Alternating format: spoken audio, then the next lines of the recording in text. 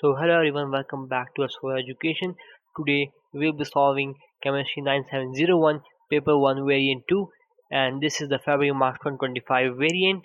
The time allowed for this paper is 1 hour and 15 minutes, and the marks for this paper are 40 marks. So now let's begin. So this is the latest paper that we have till now. Question number 1 says, a Boltzmann distribution for a sample of reacting gas at a constant temperature is shown. The activation energy for the reaction is marked. So they have marked the activation energy for this reaction EA, and point X shows the number of particles whose energy is equal to activation energy. So this point is important. These are the number of particles with equal activation energy. That activation energy, they have the activation energy. So the temperature of the sample is decreased, so they have decreased the sample's temperature.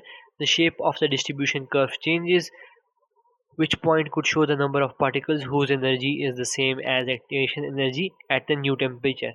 So we have already studied that what happens when the temperature is decreased. The hump of, let me just decrease the stroke of this pen. So what happens that the hump of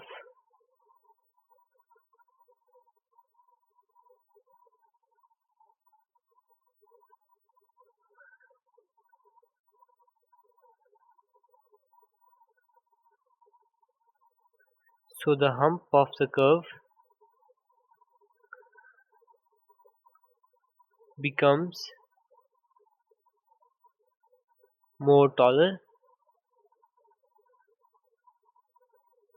and the other point is the number of particles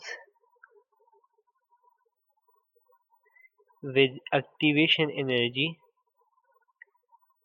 decreases, and one last point, the curve moves to left hand side. So we will have a curve like this. The hump becomes taller, the curve shifts towards the left, and the number of particles with activation energy decreases.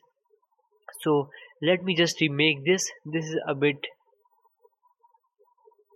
less accurate. So this will be how the graph of the decreased sample will look like. So now you can see that the A and the D both points pass through this graph. So these 2 points pass through the graph. So they have told us the particles whose energy is the same as activation energy. So we can see the line here, a dotted line. So D will be the answer for this question.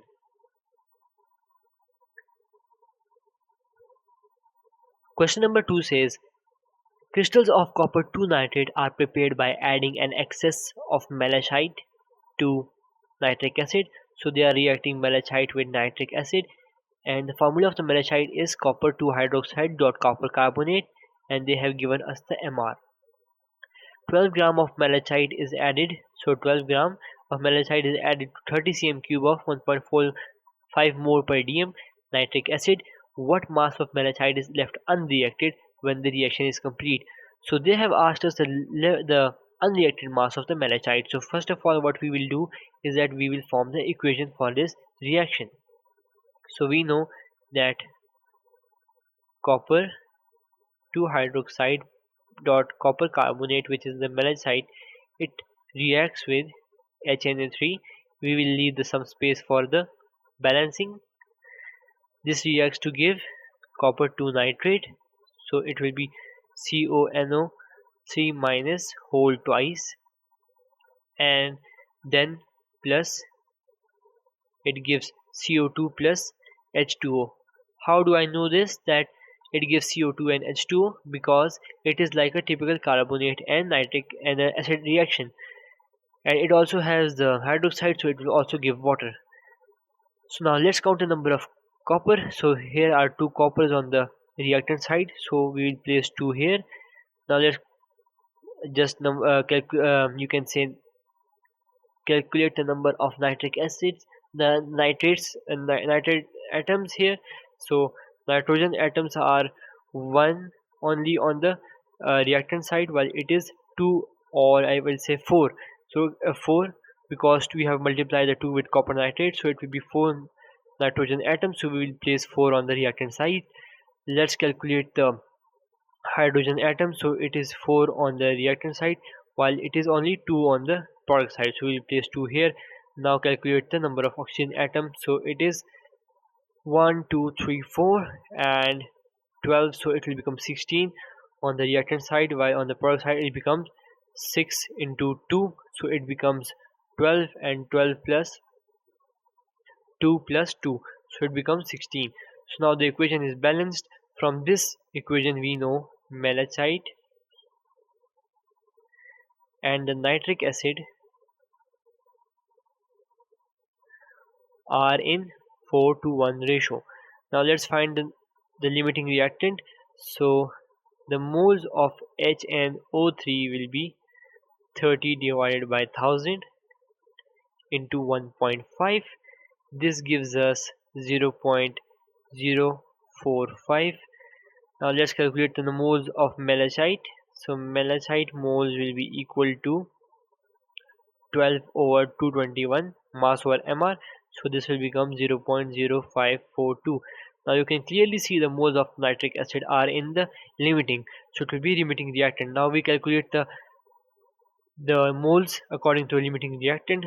So we know that now we calculate how much moles does this nitric acid requires, how much moles of the malachite this nitric acid requires. So this will be 0.045 divided by 4, because it is in 1 to 4 ratio, so it will become 0.01125 mole of malachite are required. So now we can just subtract these moles from the moles given from the moles of malachite that we are being provided. So it will be 0.0542 minus 0.01125, so it will give us the unreacted moles. So it will be 0.0542 minus 0.01125. This gives us 0.04295. So these are the unreacted moles, 0.04295. Now multiply these unreacted moles. Let me just write it. So 0.0, it is 0.0 actually, 4295 moles. These are the unreacted moles with the MR. So this will give us 9.49 grams. So the most closest answer is D, 9.51. So this will be the answer for this question. I hope you understand. Let's move on to question number 3. Question number 3 says X and Y are elements from the same group. So they have told that it is from the same group. Let's highlight this point. Okay, so from the same group of periodic table, the 5th to 9th ionization energy are being provided, which row identifies the element XY. Now we can see that between the ionization energy of 7th and 8th electron, there is a huge surge in both of them. So what it actually tells us that these both are from group 7, or you can also say group 17. Okay, so now when these are from group 17, we can eliminate A and B and D, because they include neon and argon, which are from group 18 or group 8. So now what we will do is that they have provided us with B and C, and they are chlorine and fluorine, but they have just swapped the places. But how do we know whether X will be chlorine or whether Y will be chlorine? So now we'll be using the idea of ionization energy here. We know the ionization energy, IE, decreases down the group and increases across period. So in the group 17 we have fluorine, chlorine, bromine, iodine, and astatine. Now when we are descending down the group, the ionization energy will also decrease. It means chlorine will have a higher ionization energy than chlorine. Okay, so this means now you can see that X has a higher ionization energy than the Y. So it means X will be fluorine and Y will be chlorine. So C will be our answer. Okay.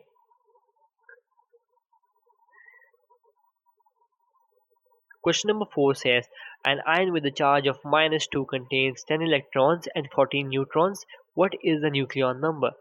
So it contains uh, the charge of -2. So it means that it has 2 gained electrons. So now 2 gained electrons means that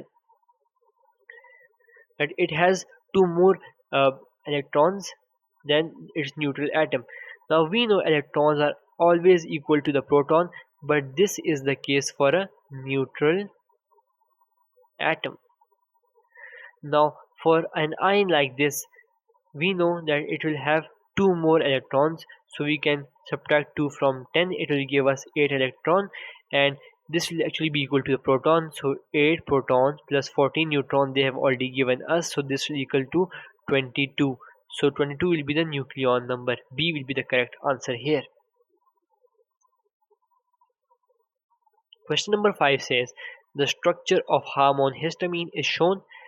Which row contains the bond angle X, Y, and Z in the histamine in the correct order from smallest to largest? Now, if you observe the nitrogen here in this structure, what we see is that it has a similar structure to that of the ammonia. It makes 3 bonds, correct? And it also have one lone pair because it has 5 valence electrons. So because of this, it will have a repulsion. So just like in ammonia, what will happen that we have a formula like steric number is equals to bond pair plus lone pair. We have this formula, and whether it is a single, double, or triple bond, it is considered as one bond. So we have 3 bond pairs here and we have one lone pair. So this gives us the steric number 4. When the steric number is 4, we have sp3 hybridization. When it is 3, we have sp2 hybridization. When we have 2, only sp hybridization is uh, present in the atom. So now we know that it has sp3 hybridization just like the ammonia, so it will also have that angle, so it will be 107 angle. And in the carbon it is just like the tetrahedral arrangement like in the alkanes, so it has a sp3 hybridization and it will have the 109.5 degree angle, while in the this carbon which have a bond angle of Z, it contains sp2 hybridization just like in alkenes. So because of this it will have 120 degree and it will have a shape of trigonal planar. So the smallest angle is X, then we have Y, then we have Z. So this will be the arrangement X, Y, and Z from smallest to largest, so A will be our correct answer.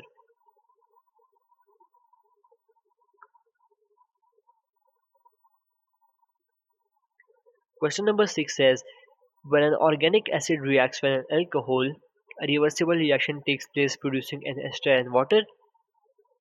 So they have told us alcohol plus acid gives us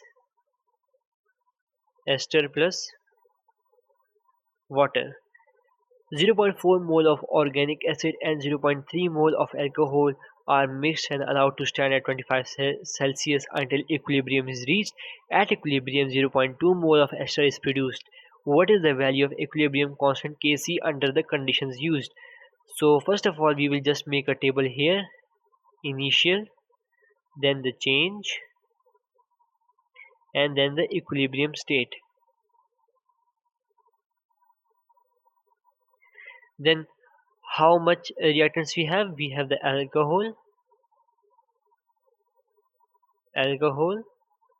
then we have the acid, then we have the ester, and we have the water.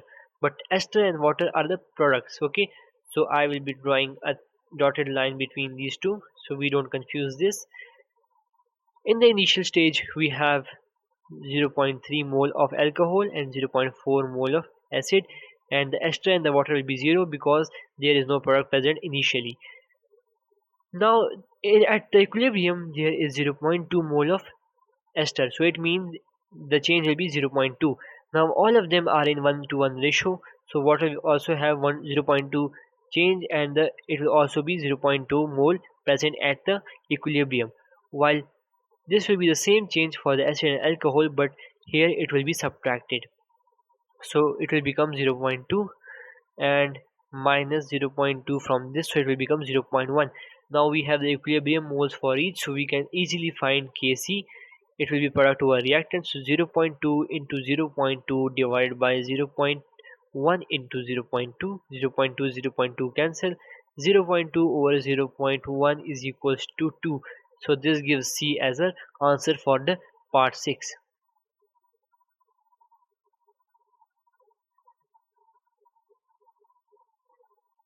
Question number 7 says information about two substances is given. So they have given us two substances. One of them is P, the other one is Q. Let's have a look at its electrical conductivity. So the P has good electrical conductivity when it is solid as well as when it is molten.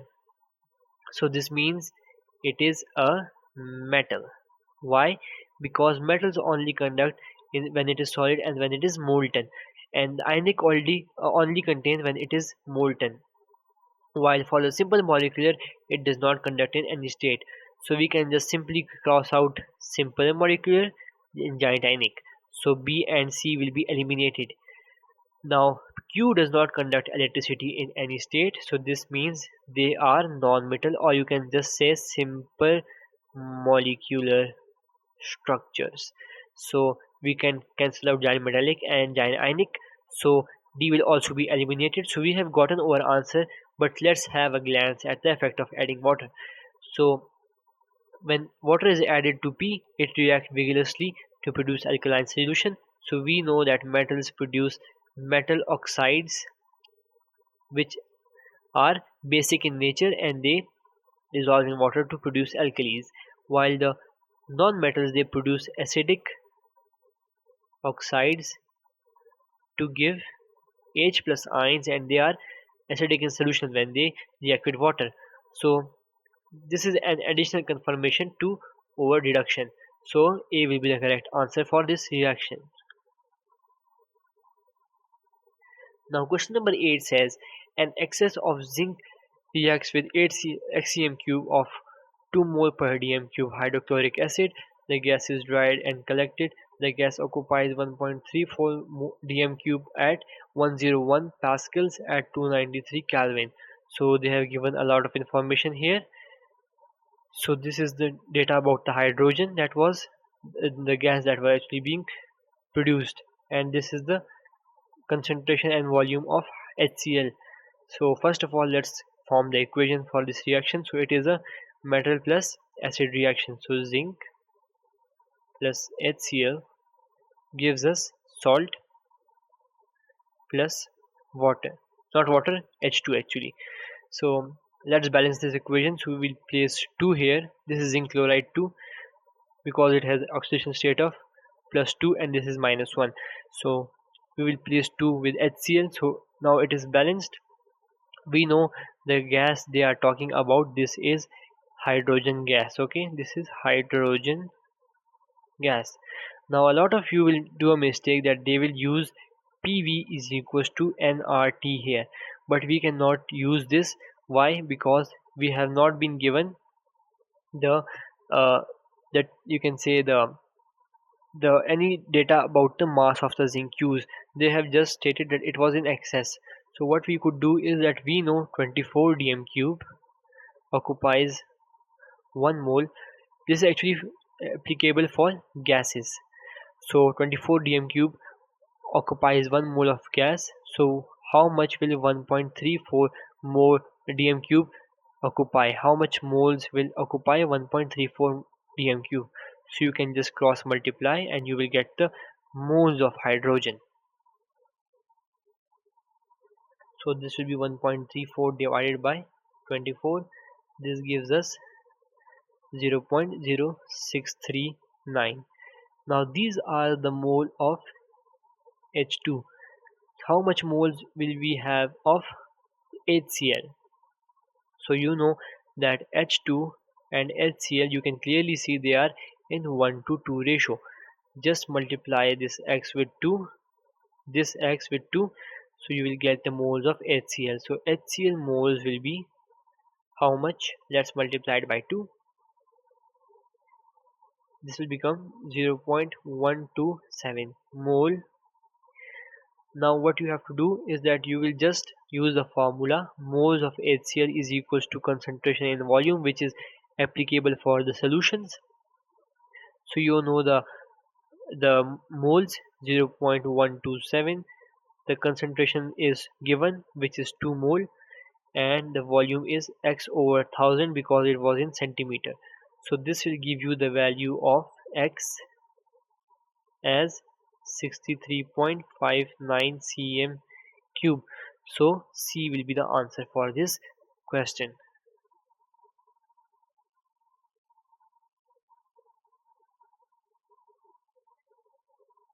Question number 9 says an aqueous solution of hydrogen peroxide is placed in a flask and decomposes as shown. So they have given you the equation for this reaction. So this is the equation. Now the total volume of oxygen evolved is 180 cm cube after 90 seconds made under room temperature. So be vigilant that they have given you the volume of oxygen gas, not hydrogen peroxide. The rate of reaction is calculated using the equation shown. So they are considering change in moles of hydrogen peroxide over time, and what is the average rate of the reaction measured in mole per minute. So they have already also demanded you the unit from in the question. So what we will be doing is, first of all, we will find the number of moles of oxygen. How? 180 cm cube occupies x moles, but we know that 24,000 cm cube occupies 1 mole. Just cross multiply this and you will get x as 0.00. Let me just calculate it, okay? So 180 divided by 24,000, it will become 0.0075 mole. Now we can see the relationship between O2 and H2O2, it is 2 to 1. So just multiply this 0.075 into 2, you will get 0.015 mole. Now we have the moles for hydrogen peroxide, which is 0.015 moles. Now you can calculate the minute. 90 divided by 60 is actually equal to 1.5 minutes. So divided by 1.5, you will get the answer 0.01. So D is our answer for this question. Hope you understand. Let's move on to question number 10. Question number 10 states methanol is manufactured by reacting carbon dioxide and hydrogen together. So now you can see that all the reactants and products are in gaseous state and pressure will be actually having an effect here. So the enthalpy change is negative. So one point here is that as it is negative, it means that it is an exothermic reaction, and in exothermic reaction the yield is favored at low temperature. Okay, so if you lower temperature, the yield will increase. So what increases the equilibrium yield of methanol in this process? The first is increasing the pressure. Let's calculate the number of moles. So we have 1 mole of carbon dioxide and 3 moles of the hydrogen, so it will be 4 moles of reactants, and 1 mole of the methanol and 1 mole of the water, so it will be 2 mole of product. So if we increase the pressure, the equilibrium is going to move forward because there are less number of moles at the product side or the right hand side. Now this can be correct. Adding an excess of steam, so if we add the excess of steam, what will happen? The product side will become heavier, or you can say it will be more, it will have more pressure, or you can also say that according to Le Chatelier's principle, it will try to reduce the effect of the increased steam, so the reaction will move backward. So this can't be the answer. C says adding a catalyst. So catalyst don't affect the yield, okay, it just increases the rate of reaction, so this is also wrong. D says increasing the temperature. This is opposite of the what we want. The yield is favored at low temperature, so if you decrease the temperature, then the yield would increase. So this gives A as our answer.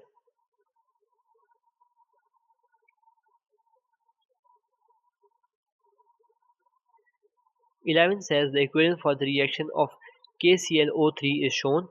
So KClO3 is actually converting into KCl plus KClO4.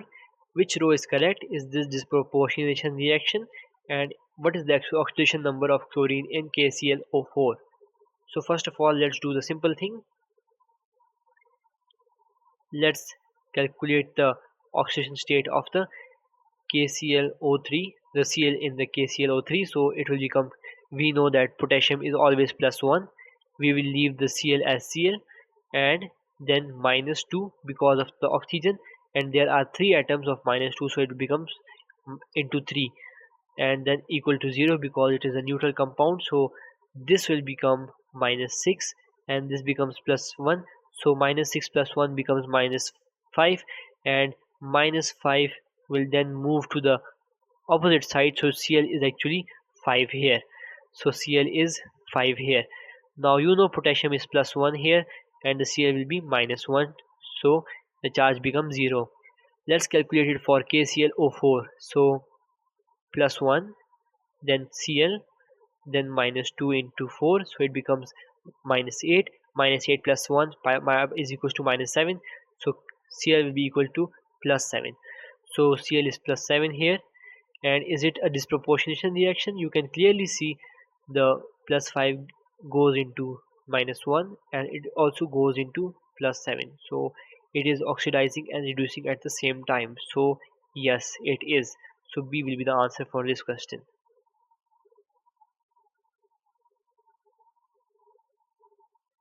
Question number 12 is about the enthalpy change. A student mixes 25 cm cube of 0.1 mole per dm cube sodium hydroxide solution with 25 cm cube of 0.1 mole hydrochloric acid, and the student records the temperature rise. Now this is an important point. They have given you the rise, okay, they have given you the delta change is equal to 2.5, so you do not need to convert this into Kelvin, because even if it is Kelvin or it is in Celsius, the temperature change is actually the difference, okay, it will be remaining the same. So you do not need to convert this, and you should be vigilant when you are reading the question. They are giving you the rise, not the temperature. So what is the enthalpy change of the reaction per mole of NaOH? So first of all, we will calculate the heat energy, mc delta T, but we know that 1 cm cube is actually assumed as 1 gram, so we have 25 plus 25 cm cube, it is actually equal to 50 grams. The specific heat capacity is given at the end of the paper, so it is 4.18 joule per Celsius, and the temperature change is 2.5. This gives us 552.5 joule of energy.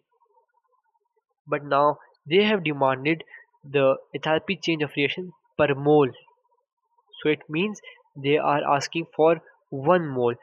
uh, it means like how much energy change when 1 mole of NaOH is used, how much energy change will actually occur. So 1 mole of NaOH. Now we will calculate the number of moles you have been provided. So NaOH has a number of moles 25 over 1000 into the concentration was 0.1, so it will become 2.5 into 10 power minus 3. So 2.5 into 10 power minus 3 moles of NaOH were causing 552.5 joule of change. So if 1 mole is used, what will be the change? Let's just calculate this. This comes as 209000, and as it is an exothermic process, because the temperature is rising, we'll also have a minus sign here, so you can write it as 209 kilojoule. So A will be the answer for this question.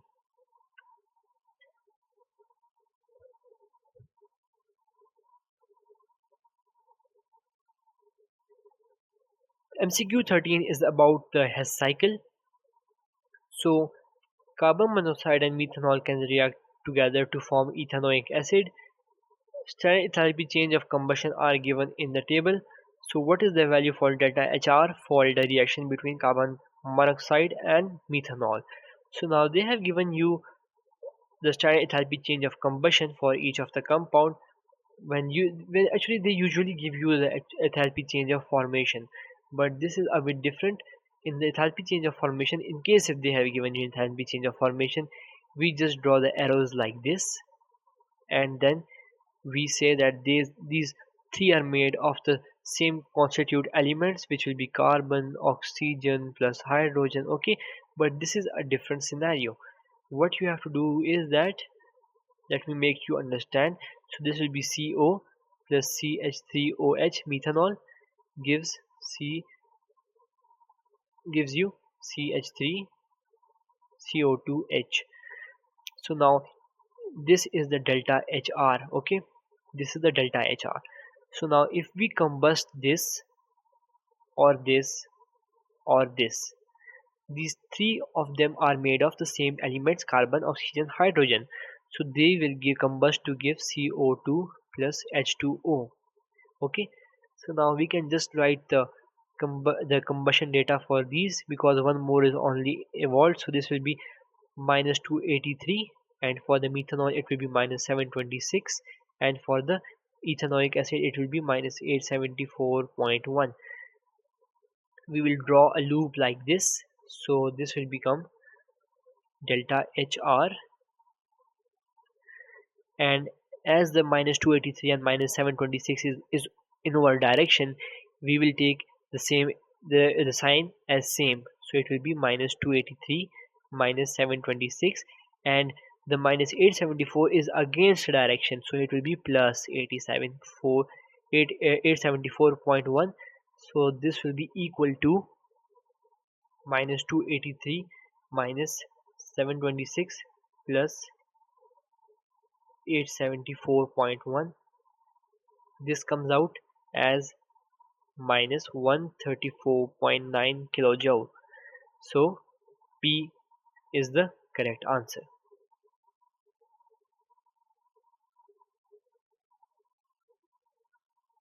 Question number 14 says copper reacts with nitric acid under certain conditions. The products are copper 2 nitrate, water, and an oxide of nitrogen. So this is completely you can say an unseen reaction. We do not need to know this, but they have provided the data. So we know that copper reacts with HNO3.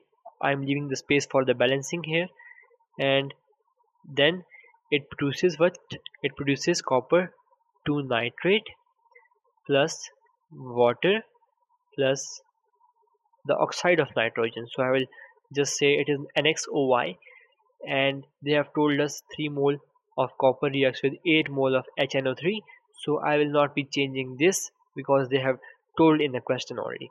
So now you can calculate the number of copper atoms on the reactant side. It is 3, so it also needs to be 3 on the product side. So it will also be replacing be 3 here on the reactant side, on the product side. Now if we count the number of the nitrates, it is 2 here and into 3, so it will become 6, and it is 8 on the reactant side. So to balance that, we have to place 2 here. Now count the number of hydrogen. So there are 8 hydrogen here in nitric acid on the left hand side. So to make this 8, we have to multiply 4 with this H2O, because there are no hydrogen atoms other than this. Now calculate the number of oxygen. So oxygen is 24 here, 8 into 3, and on the product side it will be 2 into 3, 6 into 3 will be 18, 18 plus 4 is 22, and plus 2. So this gives us the formula of this oxide. This will be NO. The oxidation state of oxygen is -2, and this will be equal to 0, so N will be actually equal to +2. So B will be the answer. This was an easy question. So 15 says all the reactants and the products of an exothermic reaction are gaseous. Which statement about the reaction is correct? The total bond energy of the product is less. This point is invalid. Then the total bond energy of the reactants and the enthalpy change for the reaction is negative. This point is correct. We know that the enthalpy change for the exothermic reaction is always negative. But how this comes as negative? We have the formula for enthalpy change, which is reactants minus products. So this actually means that the product should have a higher energy. This should have a higher value, so we can get our answer in negative. So the total bond energy of the product should be higher. Now the second part also says the same, so this will be wrong. And the second point for this, the enthalpy change for the reaction is positive. This is also incorrect. So B will be eliminated and A is also eliminated. C says the total bond energy of the product is more. This is correct. And the total bond energy and the enthalpy change for the reaction is negative. This is also correct. So C can be our answer. Let's have a look at the last statement. It says the total bond energy of the product is more than the total bond energy of the reactants. So this is correct. And the enthalpy change for the reaction is positive. Now this is incorrect. So we can just eliminate this. So C is our answer.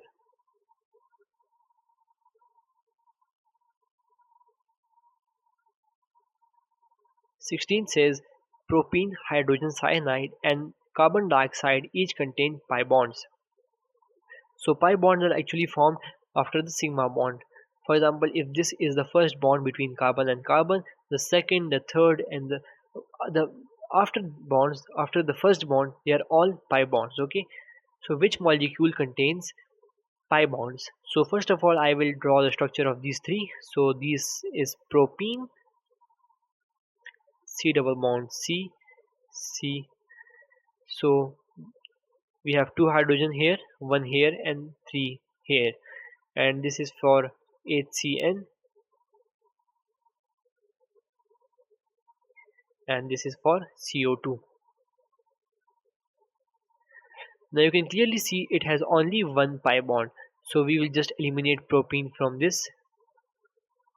Okay, so B and C will be eliminated.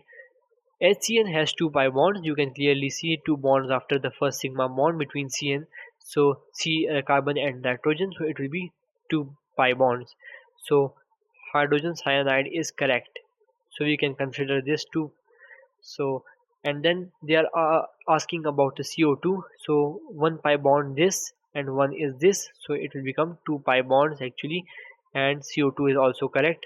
So D will be eliminated and we get our answer as A.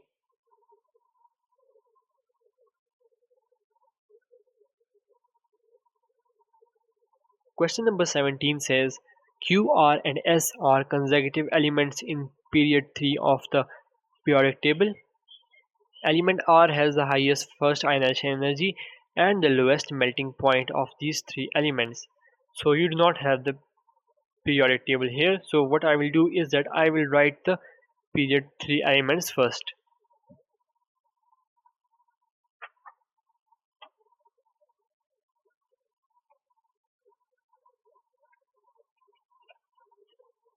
So first of all we have sodium, then we have the magnesium, then aluminum, then we have the silicon, then phosphorus, then sulfur, then chlorine, and then at last argon. So we have to actually take out a pair of three consecutive elements in which an element R has the highest first ionization energy, okay, and the lowest melting point of these three elements. So we know that the ionization energy increases across period, so it will increase in this direction. Okay, this will increase. So If we first of all take these three pairs, for example, aluminium will have the highest ionization energy. Okay, so if this has the highest ionization energy, does it also have the lowest melting point of these three elements? No, it has the highest melting points of the elements. We have seen the graph of the melting points. It is like this, this, and this is then silicon, then this comes the phosphorus, then this comes the sulfur, and this is then the chlorine. So this is the sodium, this is the magnesium, this is the aluminum, this is the silicon, this is the phosphorus P4, and this is S8. Because of the 8 atoms, it has more temporary dipole forces, so it is increased melting point, and then we have Cl2. So this trend will be wrong, so we can eliminate this first. Okay, and now if we take the other three pair, for example, if we take Mg, Al, and Si, so it has the highest ionization energy. So this point is correct, but does it also have the lowest melting point? No, it has the highest melting point. So this is also cancelled. Now let's take aluminium, silicon, and phosphorus. So aluminium, the phosphorus will have the highest ionization energy bit of these three, but does it also have the lowest melting point? Yes, it have. We can see it clearly. It has the lowest melting point of these three. So C can be correct. Now let's have a look at the D. So it will be silicon, phosphorus, and sulfur. Now sulfur has the highest ionization energy, but does it have the lowest melting point? No, it has an increased melting point. So it can't be correct. So C will be the answer.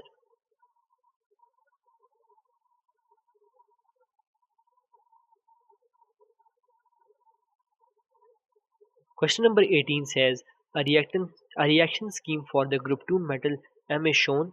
So M is first reacting with oxygen. So I will just write the standard formula for this. MO. This can be an unknown metal, okay?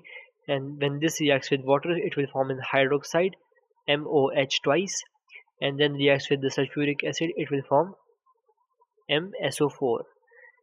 Now, which row is correct as M descends group 2 from magnesium to beryllium?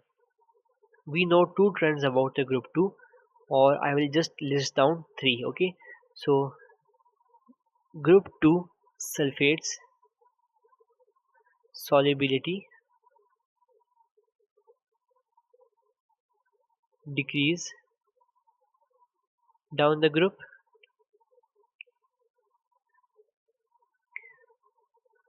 Group 2 hydroxides solubility increase down group, and the decomposition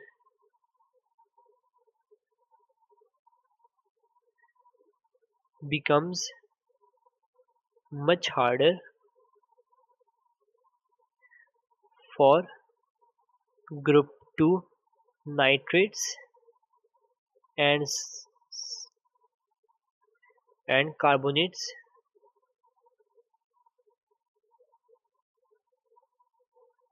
down the group. So now I have already stated these points, so we know solubility of the Z as it descends down the group. So it will, what is Z? Z is the sulfate, so it will decrease, and the solubility of Y, which is the hydroxide, it will increase. So C will be the answer. So this is an easy question if you remember the trends.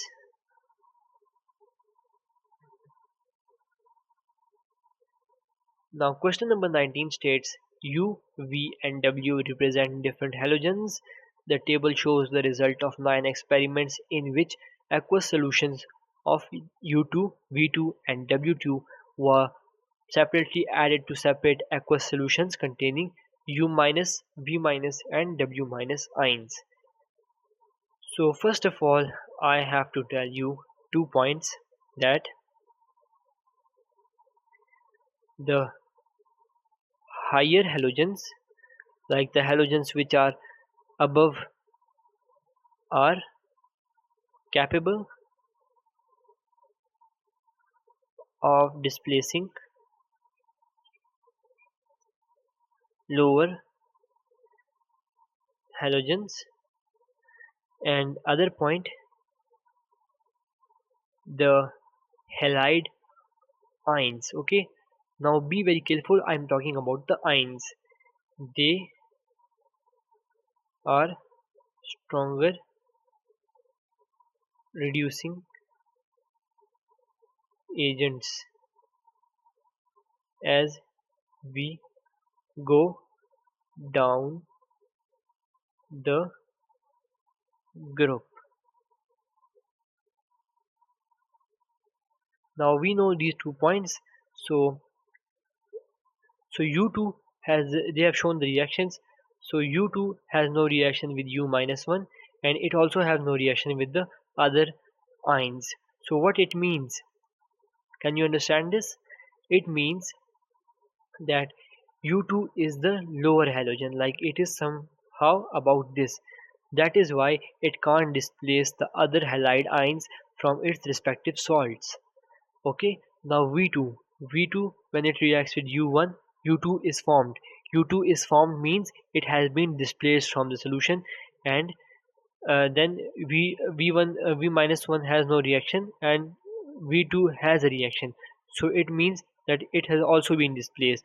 So it means that V2 will be a higher halogen, and V2 has a reaction which in which it has displaced the U2, but it can't displace the V1, V minus 1 and W minus 1. So it means that V2 will be somehow about the middle one. Now they have shown which row contains the U minus 1, V minus 1 and W minus 1 in the order of their decreasing strength as reducing agents.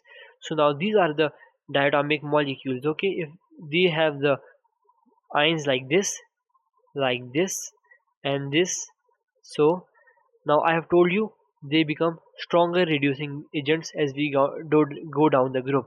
So this will be the weakest,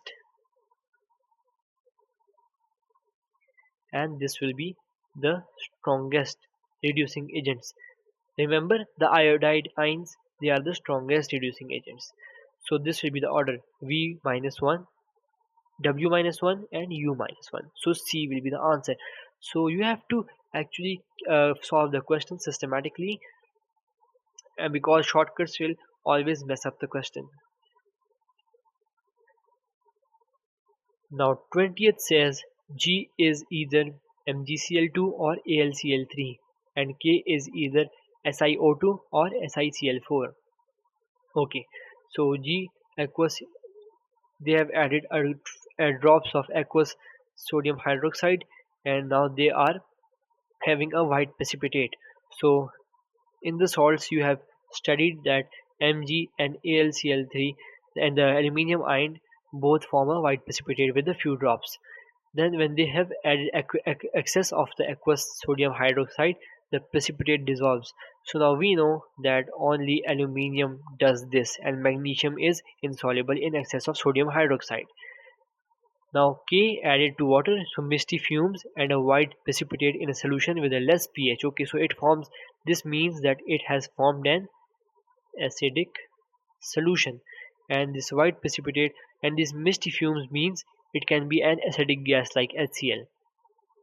So this will be, K will be actually a acidic, you can say, compound.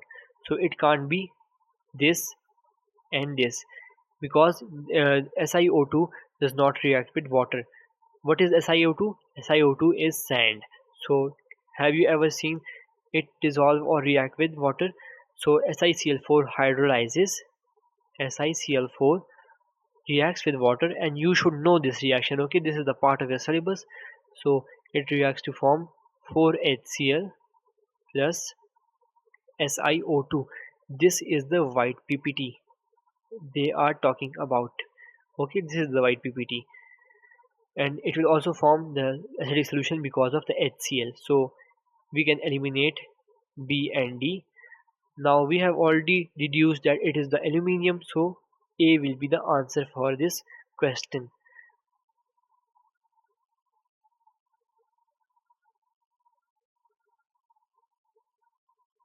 Now, in the 21st MCQ, they are telling river water in an agriculture area contains ammonium carbonate, bicarbonate, chloride, and nitrite ions. This water is treated by adding a calculated quantity of calcium hydroxide.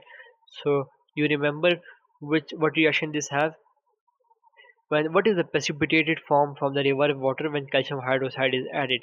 So, calcium hydroxide actually reacts with the carbonate ions to form the precipitate of calcium carbonate, which is insoluble. So this will be B. This is actually a very simple question, and you have studied this from the very beginning in your O levels as well.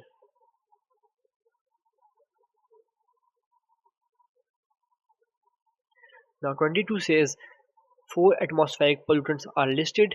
Which pair of pollutants react to form peroxyacetyl nitrate, which is PAN?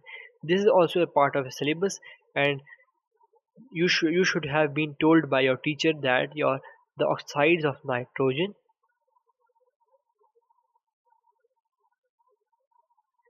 react with unburnt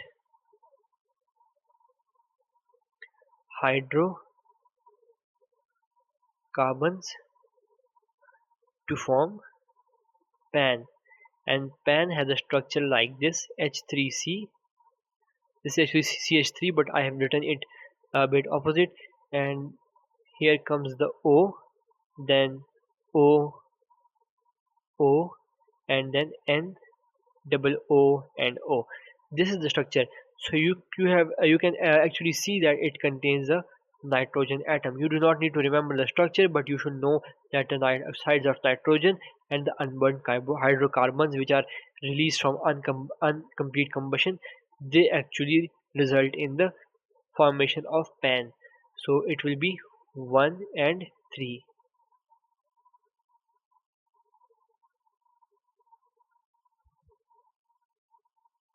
Now 23 says which graph correctly describes a trend found in group 17.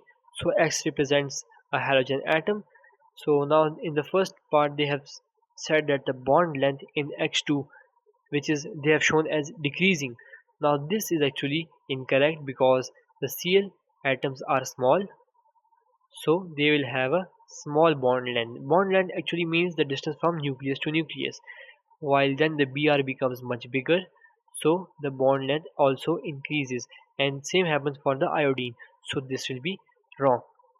Then they have stated the strength of van der Waals forces on the y-axis, so it actually increases because we know that from fluorine, then chlorine, then bromine, then iodine, and then astatine, it changes from gas to liquid and then solid. So the strength of van der Waals forces will increase because of the temporary dipole forces because the number of electrons increases. Now in the C part they say that boiling point of X2 will decrease. Now this is incorrect because as the van der Waals forces increase, the melting point will increase and the boiling point will also increase. D says bond energy of Hx. So this is actually the halide ions together with the hydrogen. So the bond energy actually decreases because when here is a small atom of H and here is a Cl. Now we have already studied that the electronegativity also decreases down the group. So this has higher electronegativity while the electronegativity will decrease from Cl to I, the iodine. So and also one point more that the size of the atoms increase because of the increased number of the shells. So what will happen, the bond overlap will become less efficient and there will also be less electronegativity and less attraction to the shared electrons. So this is incorrect, so this gives us B as our correct answer. Now 24 says gas M is produced when NH4Cl ammonium chloride is heated with calcium oxide. So which row is correct? The type of reaction, it is acid base because NH4Cl reacts with the base or basic oxide to form NH3 plus salt and plus water. Now this is a basic reaction, but they have just included the oxide. So you should know that it also reacts with the oxide, and this is acid base because acid base is just, you can say, it is also acid base does not always mean that the one reactant is acid, the other one is base. It actually means it is also, you can say, comprehended through the reaction in which water is produced. So it is also called type of acid base, and you can also see that it involves no changes in oxidation state, so it is not a redox reaction. And about the identity of M, we know it is ammonia gas, so C will be the answer. So now we'll be solving question number 25, which is 2 nitrate decompose on heating according to the equation shown. So they have given us the equations. So first of all, the lead nitrate is decomposing to lead oxide, nitrogen dioxide and oxygen. And in the second equation they have shown ammonium nitrate is decomposing to nitrogen, oxygen and water. So 1 mole of each nitrate is heated separately. The gas produced in each reaction is bubbled through NaOH. So this step is actually done for the acidic gases. So now the volume of any gas that does not react with NaOH is then collected and measured. So they have asked us about which nitrate shows the greater percentage of loss in mass and which produces the greater volume of the gas collected. So but you should be vigilant here, and you should be careful that they have asked about the greater volume of the gas that does not react with NaOH. So it means that the gas should be not acidic. First of all, we will have calculate the greater mass of the loss of mass. So let's take both of them as 1 mole. So if this is the 1 mole, then the oxygen will be half mole and the nitrogen will also be 1 mole because they are in 1 to 1 ratio, and this will be half mole. And H2O is actually not a gas and it will not evolve, so it will not just contribute to the greater percentage loss of mass. So lead nitrate will be, the mass of it will be lost because of the nitrogen dioxide, so it will have 2 moles and this will have half mole. So now what we can do is that we can calculate the percentage loss of mass. So we can see that actually 2.5 moles are lost here and 1.5 mole is lost here. Now can we calculate the mass? Yes, we can calculate it. First of all, let's calculate the MR of Pb nitrate, lead nitrate. So it will be, let me just take out the periodic table. So lead is 207 plus 2 nitrates, so it will be 28, 14 to 2, and the oxygen is 16, so 16 into 3 is 48, 48 into 2 is 96. So the MR of this will be, let's calculate this, 96 plus 28 plus 207, so it is 331. Okay, this 331 grams. Let's find the MR and the mass of the uh, evolved NO2 and evolved oxygen.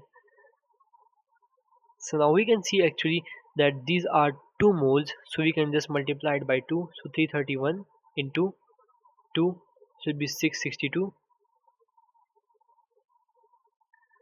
So this will be 662 grams. Now let's check for the NO2. NO2 MR is 14 into 14 and plus 16 to 2, 32. So 32 plus 14 is actually 46, and 46 will be multiplied by 2 because of the moles, not into 2, into 4. Let me just correct this, into 4. So 46 into 4 and it will equal to 184 grams. And now let's calculate the MR of oxygen. Oxygen is actually equal to how much? 32. So the moles are half, it will be 16 grams. So if you calculate the total loss, so it will be 184 plus 16 and then 662 into 100. This will give you the percentage loss of Pb nitrate or lead nitrate. So it will be 184 plus 16 divided by 662. So it is 30.2%. Let's do the same for ammonium nitrate. So let's find the MR of ammonium nitrate. So it was 2 nitrogen 28 plus 4 of the hydrogen and plus 16 into 3, which is 48. This will gives us 28 plus 4 plus 48, 80. So 80 is the mass.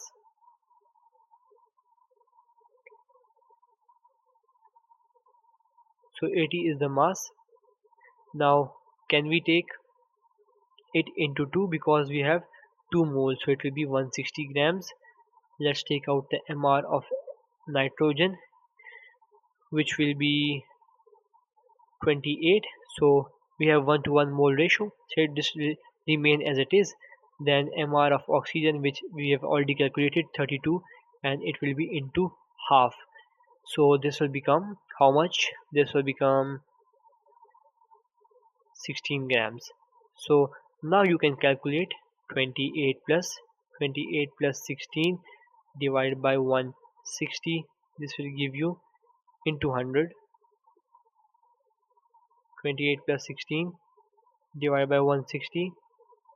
This will give you 27.5%. So more loss is in lead nitrate. Okay, agree? Now we can eliminate B and A. Now let's check the greater volume of gas collected. Now oxygen, nitrogen, they are actually neutral gases. Okay, because nitrogen is also present in our air, it makes 78% of in our air. It is a neutral gas. The only acidic gas is nitrogen dioxide. We have 2 moles of nitrogen dioxide. So acidic gas is only present only present in lead nitrate. So the greater volume of the gas collected, um, actually they are asking us about not the acidic gas, they are asking us about the non-acidic gas because it does not react with NaOH. I just forgot it. So this will not react, NaO2 will not react. So this means that we have 1.5 mole of the gas. We have 1.5 mole of the gas is given by this, and only half mole or 0.5 mole is given by this. So greater volume of the gas collected will be because of the ammonium nitrate. So ammonium nitrate will be correct. So C will be the answer. So it actually had a lot of calculations in it. Now let's move on to question number 26. Question number 26 says organic compound X has the empirical formula C2H4O. Compound X is reduced by LiAlH4, which is lithium aluminium hydride, but not by sodium borohydride. So what this means, that this statement actually contains the biggest clue in this question. This has the biggest clue in this question. The organic compound is reduced by LiAlH4. This means it is a carboxylic acid because only carboxylic acids cannot be reduced by NaBH4. So what we can do is that we can cancel out the options which does not have a acid. So ethanol and butanol can be cancelled out. So now we have to calculate the empirical formula. So let's calculate for the ethanoic acid. Ethanoic acid is CC double bond O, OH, and one H here, one H here, and one here. this is actually C2 1 2 3 4 H4 and O2. So its empirical formula is CH2O. So this is incorrect.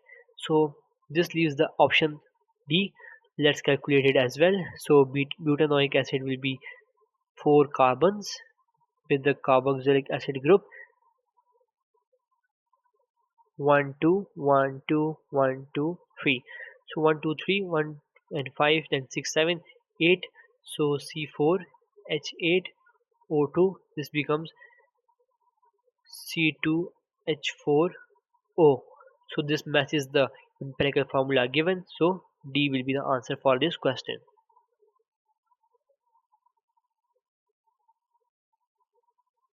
Now they are telling what is the mechanism of reaction of hydrogen cyanide with propanone. This is just a straightforward question. You know that HCN reacts with propanone via nucleophilic addition. What happens is this is the ketone and this is the HCN. This actually have positive charge, this have the negative charge here, and what actually happens is this cyanide ion attacks this carbon, which is positive, this is negative. Then in the next step what happens is this C double bond just finishes.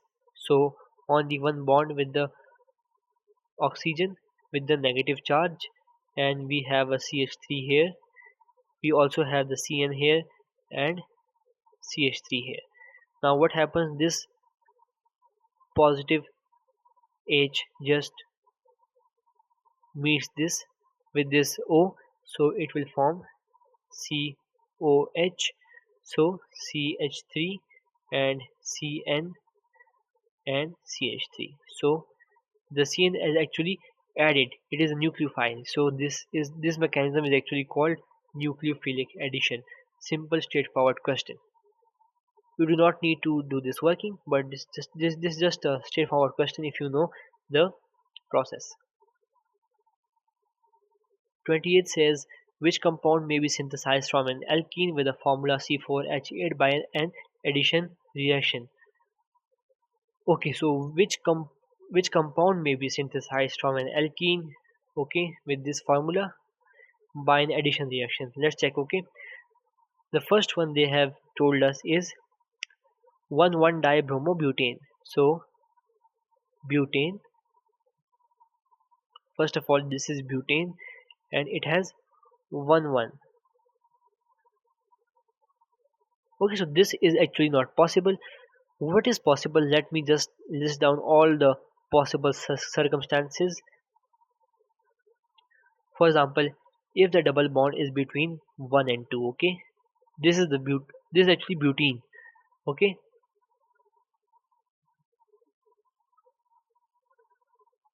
So for example, if the double bond is between these two, what will happen is that the bromine will attach here when this terminates here and here. So it can be 1,2-dibromobutane. This is correct.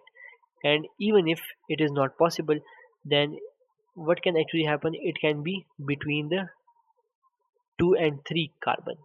So this bromine can attach here. It will form 2,3 if this terminates.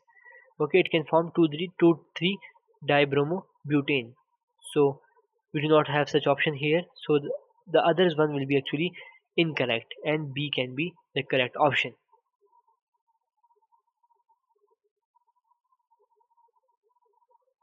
Now they have shown the structure of a compound G. So compound G goes under addition polymerization. Which diagram shows the repeat unit of the polymer formed? We know that only the double bond between the carbon atoms they unfold to give us the addition polymer. So what will be the repeat unit? Let me just draw it myself first. So this will be the repeat unit. 1H will be actually removed, not removed, it will be like this will remain like this, and this will be the open bond. So This will be C here, C triple bond N, then C double bond O, and OCH3, and this will be the other bond. So this will be the structure for the repeating unit. So now let's check which matches the option. So now if you can see, they have opened the OCH3. This can't be correct. In this, they have opened the cyanide ion bond. This also is wrong. Now this seems to be correct, because what they have done is they have just um, written the atoms together, like CH2, C. We know that there is CN here, and then we have CO2 here, and then CH3. So now this is correct. In D, they have opened up the cyanide ion again together with the carbon ion. So this is also wrong. So C will be the correct option here. This is also a very easy question. Let's move on to question number 30. Question number 30 says compound T is tested with 3 reagents and gives the result shown. What is compound T? So they have listed the results together. So it reacts with the 2,4 DNPH to give orange PPT. This means it can either be ketone or aldehyde. Now failing solution, it has no reaction, so it confirms that not aldehyde. Now acidified K2Cr2O7, it shows no reaction. It means only ketone, because ketone cannot go under oxidation. Let's have a look. So the first one contains this aldehyde, so this will be wrong. Second contains the OH, so this is the primary alcohol, it can be oxidized. They have shown no reaction with K2Cr2O7, the potassium dichromate, so this is also wrong. Third shows the OH again, but in this case it is a secondary alcohol, so it will also oxidize to ketone. So this is wrong. The D is correct because it only has the ketonic group here. So D will be the correct answer.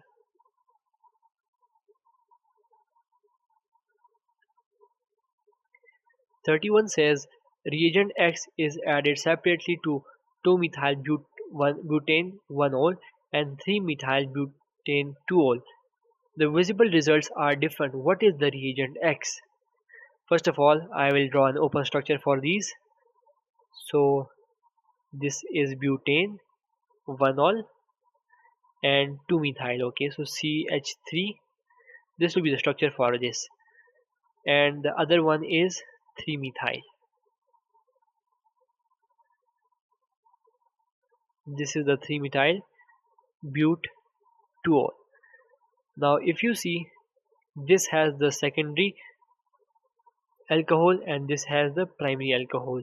So acidified KMnO4 can't actually oxidize this, but what actually happens is that the alkaline iodine can be used to distinguish between this. How? Because this contains a methyl group with the carbon with which the OH group is actually attached. So this will actually form CHI3, the triiodomethane, together with CO, C double bond O.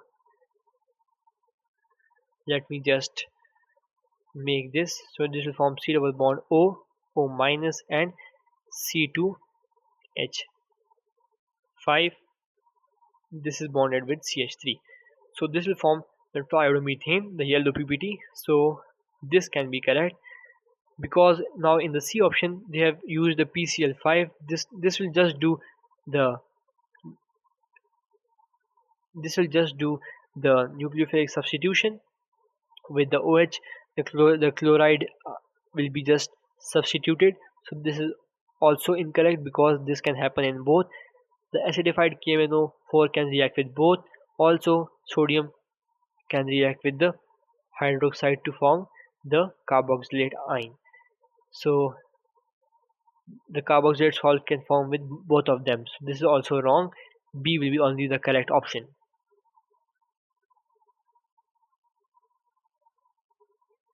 32 says Compound Y is hydrolyzed by warm aqueous silver nitrate to form precipitate that is soluble in dilute aqueous ammonia.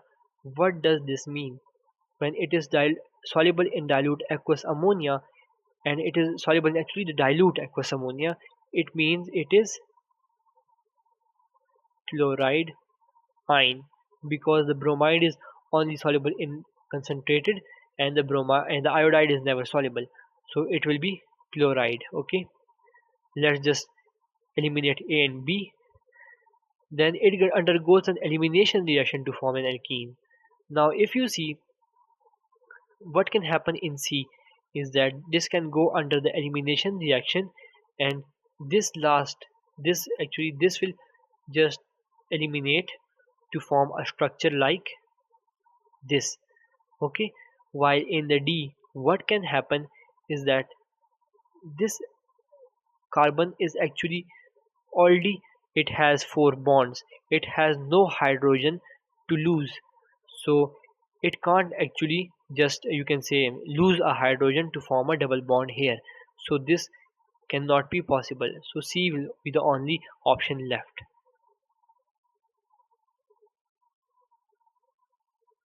33 says propane 2-ol can be converted into 2-chloropropane using reagent M followed by reagent N. So they are converting propane 2-ol, this propane 2-ol to 2-chloropropane. Okay, so they are just doing this. Okay, so what is this called? Can you just remember? So what they are actually doing, they are just you can say, I would say that they are just substituting chlorine instead of the hydroxyl group. So what is reagent M? Let's have a look. Reagent M, so if it is concentrated NaOH, what it can do is that it will not react unless and until it is the dissolved in ethanol, and it can do elimination. So but this can actually happen. So let's have a look at the other ones. Concentrated H2SO4, so H2SO4 can actually reduce this can dehydrate this to form structure like this, and now it will react with this with the Cl, so it will form structure like this. Okay, now we will consider this. Okay, we will consider these two both. Concentrated H3PO4. So now what this actually does is the same as the H2SO4. It will also dehydrate this to form a double bond. And now why this will be correct, and I am agreeing with this option, is because they only need one chlorine atom, not two chlorine atoms. So that is why these two will actually first of all eliminate this and then add the two chlorine atoms, while we only need one chlorine atom. So when this reacts then with the HCl, according to Markovnikov's rules, the H will bond here and the Cl will bond here. Okay, so this is correct. Now the last one also says concentrated NaOH. So because it is not dissolved in ethanol, it can do nothing. So this will also be wrong. C is the most appropriate and the correct answer.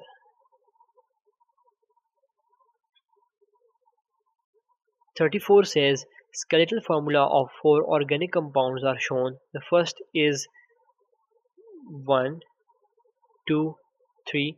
So it is actually I would say it has the H here, so it is an aldehyde, so it is propanol.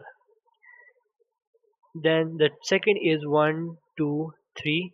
It is the propanoic acid plus the ethanol, so it will be ethyl propanoate. Then the third one is 1, 2, 3. It is propanitrile.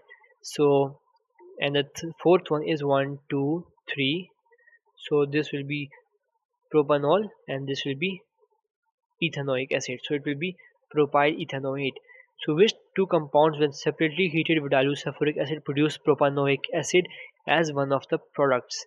So when we react the sulfuric acid with the with the with the one which is the propanol, it can't actually reduce this.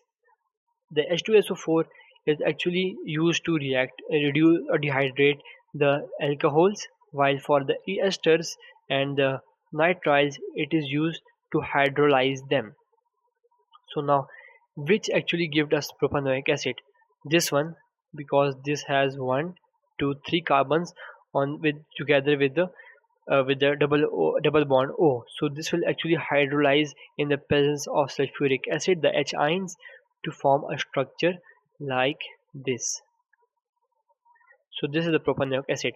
So 2 will be in the correct option. So we can eliminate B and D. Now the 3 is actually propanitrile. So the nitrile, actually you can say this is the nitrile. When it hydrolyzes in the presence of H plus ions and the water, the the nitrogen atom is removed and it actually forms C double bond OH. So this will also form the propanoic acid. So A is also eliminated, C is the correct answer. Let's have a glance at the last one, the fourth. So it will actually form the propanol because it has 3 carbon atoms together with the O. So it will form CC double bond OOH here, the ethanoic acid and propanol. So this will be the propanol. So this will be incorrect. So 2 and 3, C is the correct option.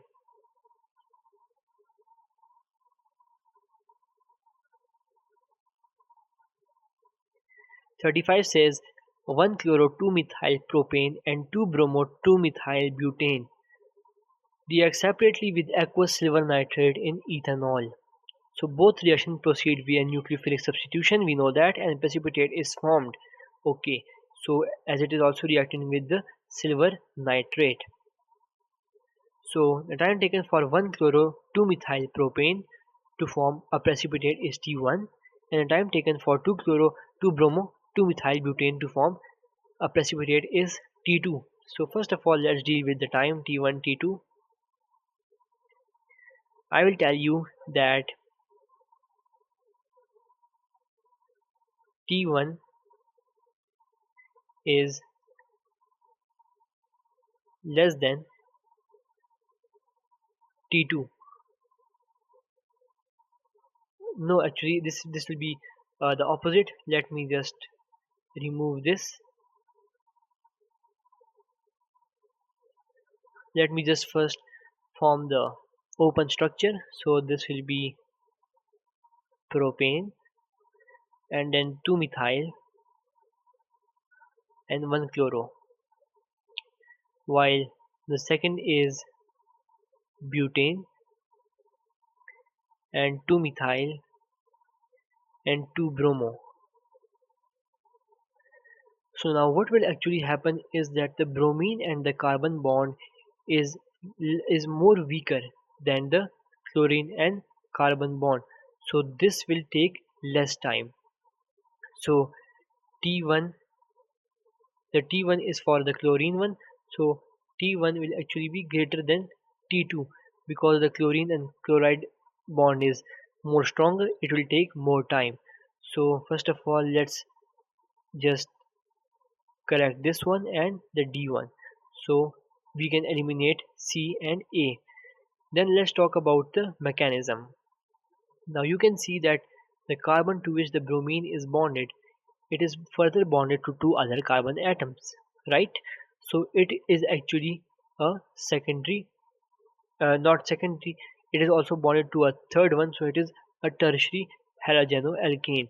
So the tertiary halogenoalkanes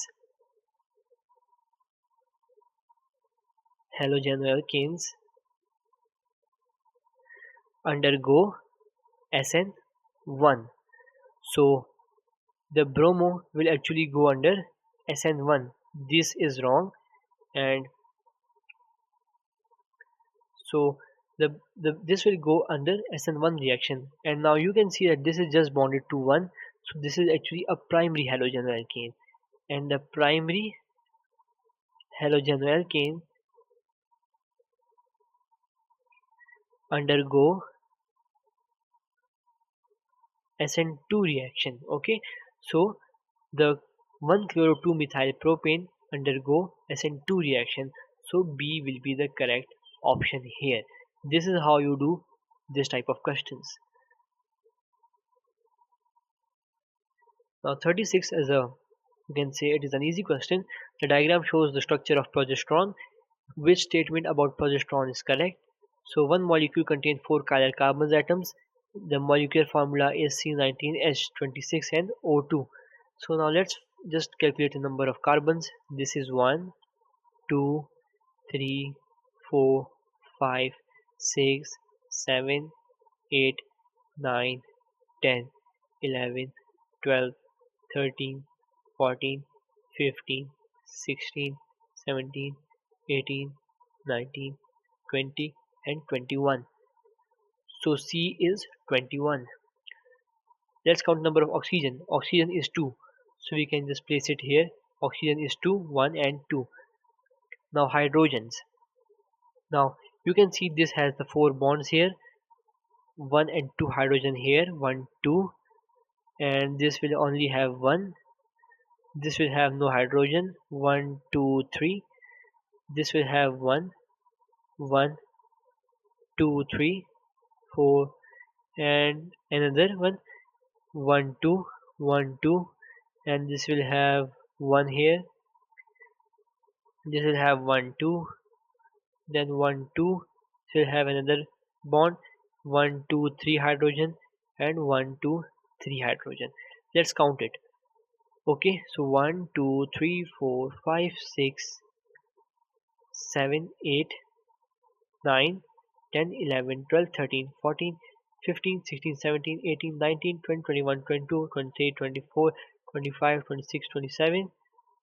No, just recalculate this. Okay, I have just missed a little bit. So 1, 2, 3, 4, 5, 6, 7, 8, 9, 10, 11, 12, 13, 14, 15, 16, 17, 18, 19, 20, 21, 22, 23, 24, 25, 26, 27, 28, 29, 30.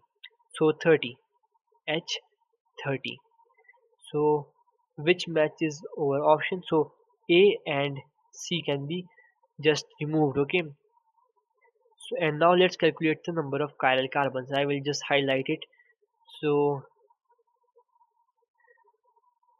this is actually a chiral carbon because it is bonded to with 4 different groups. This is also a chiral carbon. Now this is also a chiral carbon. This is also a chiral carbon, and this is also a chiral carbon, and this is also a chiral carbon. So 1, 2, 3, 4, 5, 6. So one molecule contains 4 chiral carbons? No. So one molecule contains 6 chiral carbons? Yes. And the molecular formula matches. Okay. So D will be the option.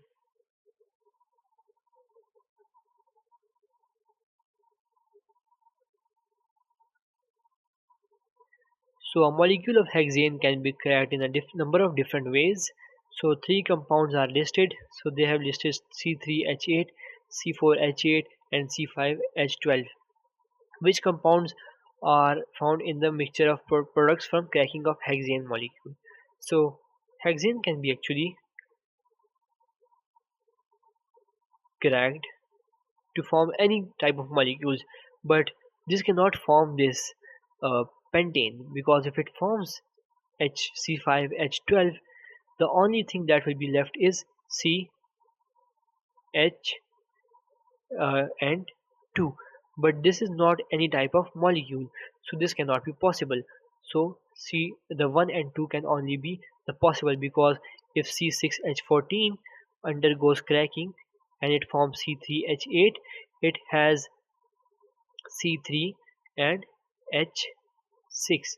So this is actually a type of molecule which we call propene, and if it goes under cracking to C4H8, it can form C2H6, which actually we call this the propane. So this is actually how we are going to be deducing over the compound that can actually be present in the mixture of products. So 1 and 2 is the correct option. Let's move to the second last MCQ. So the diagram shows the structure of two isomeric dicarboxylic acid. Dicarboxylic acid means it contains two carboxyl groups, X and Y. X can be reduced to compound P and with the empirical formula C2H5O. Okay, so Y can be reduced to compound Q also with the empirical formula C2H5O. So when we reduce these type of you can say if we reduce this carboxylic acid, we can reduce it to alcohols. So this will become COH. This will be H, and this will become C, double bond COH, H and another H, and then this will also be H and H. Now let's calculate the number of carbons 1, 2, 3, 4. So C4, 1, 2, 3, 4, 5, 6, 7, 8, H8 and O2. This will become C2. So actually we have two carbons less. So this means the double bond will also be eliminated. Okay. So then we will have C2H5O2 because we will add two hydrogen if we eliminate the carbon-carbon double bond. So this will also happen with this and also with this. This will form C and then H, and then this will form OH, this will form H, then C, H, H, C, H, H and C, H, H and OH. So you can see these are just the identical but just rotated because the cis trans does not exist in single bonds unless and until it is a cyclic structure, because in the cyclic structure the cis trans are actually possible. I will be going to a question in the next video about that. So which statement is correct? X is a cis isomer and compound P and Q are identical. So they are actually talking about the X and Y. Okay, so yes, X is a cis and this is a trans because the the the groups are actually opposite and in this they are on the same side. So X is a cis trans isomer and P and Q after the reduction which are formed, they are identical. So A will be the option. Now what is the total number of sp3 hybridized atomic orbitals used in the bonding of butene? So butene is but and 2 will be here. Let's complete the number of hydrogen.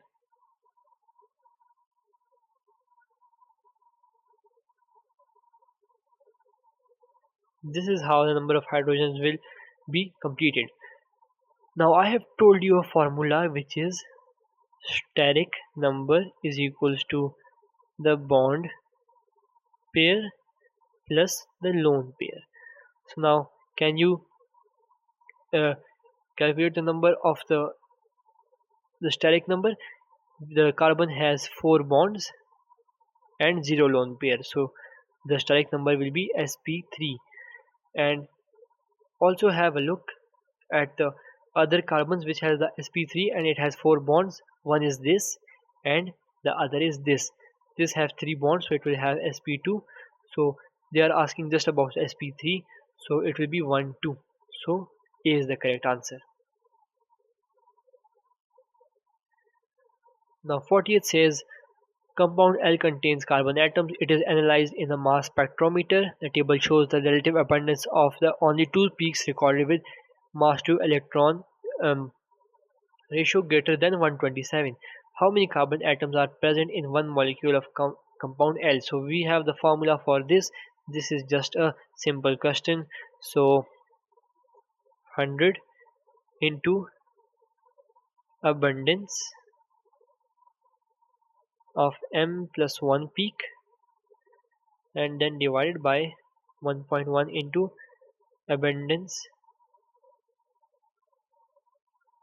of M plus peak.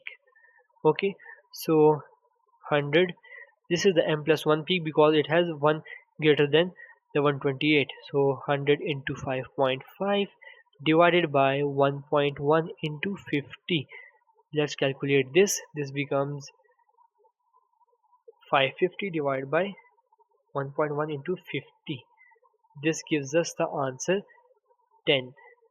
So 10 number of carbon atom. This was a typical type of question which always comes in. So we have completed the paper. In the other videos I'll be focusing on the hard questions that have came across the year 2024 for both chemistry and physics. So share and subscribe this video, share with anyone you think it will help and needs any kind of, if you have any kind of queries or problems, or you uh, want that I solve some typical type of questions, just you can comment down below the year of the question and the question number, and I'll try to solve it as soon as possible. So I will meet you in the next video. Till then, goodbye.